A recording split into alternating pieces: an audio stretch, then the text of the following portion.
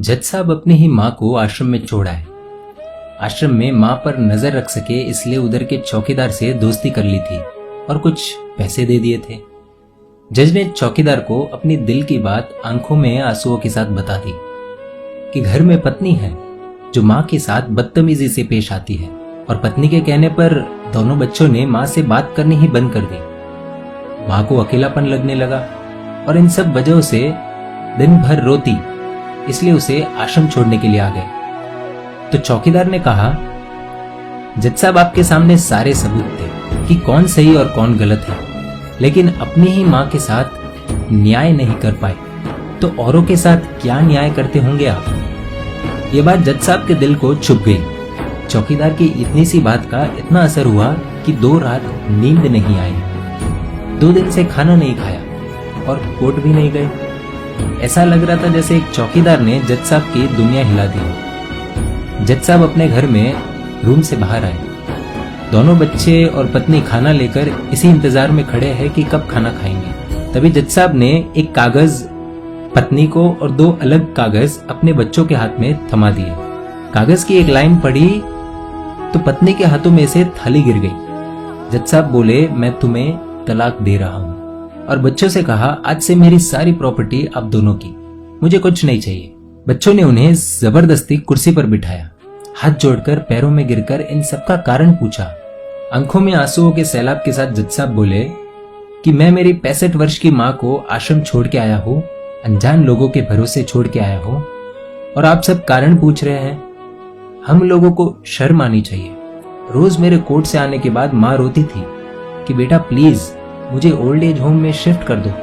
आप में से किसी ने भी माँ से सीधे मुंह बात नहीं की और ये भी भूल गए कि जिस जज को आज पूरा शहर सलाम करता है, उसी जज को बनाने में उस माँ का कितना बड़ा रोल है। कभी दूसरों के घरों में काम करने जाती तब भी मुझे अकेला ना छोड़ती। ऐसी भगवान समान माँ को मैंने आश्रम में छोड़ दिया, और वो भी ऐसे लोगों के भरोसे जिन्हें ये तक नहीं पता कि माँ को क्या बीमारियां है। खुद को कोसते हुए जज साहब कहते हैं, दूसरों पर फैसले सुनाने वाला आज मैं खुद हार गया। मैं जज नहीं बल्कि गुनहगार हूँ, और मैंने जो गुनाह किया है वो शायद कानून तो माफ कर देगा, लेकिन ईश्वर के कोर्ट में वो कभी माफ नहीं होगा। ये कहते हुए जज साहब बोले कि अब मैं अपने पापों का प्रायश्चित करने जा रहा हूँ।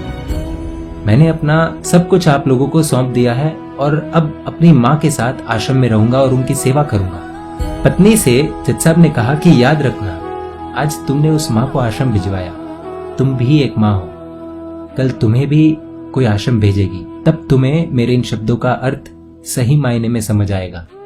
ये बोलकर जज साहब निकल लिए अपनी माँ के पास। आधी रात को चौकीदार भी जज साहब को देखते हुए चौंक गया। अंदर देखा तो माँ सो रही थी। करीब जाकर देखा तो पूरे परिवार की तस्वीर से लिपट कर रोते हुए माँ सो गई थी। आश्रम का प्रशासन भी जाग गया, क्योंकि पीछे पीछे माँ और बच्चे भी आ गए। उन्हें ये एहसास हो गया कि उन्होंने क्या पाप किया है। तभी आश्रम की एक कर्मचारी बोली, हम इन्हें आपको नहीं सौंप सकते, क्या पता कल आप इन्हें मार दो तो।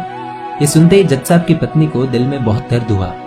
वो बोल उठी कि मैडम जी, शायद हमारे हाथों बहुत बड़ा पाप हुआ है, मानते हैं, लेकिन अब हम इन्हें मारने नहीं, इन्हें एक नया जीवन देने आए हैं। आश्रम के सभी बुजुर्गों की आंखों में आंसू थे, सबके सब रो पड़े।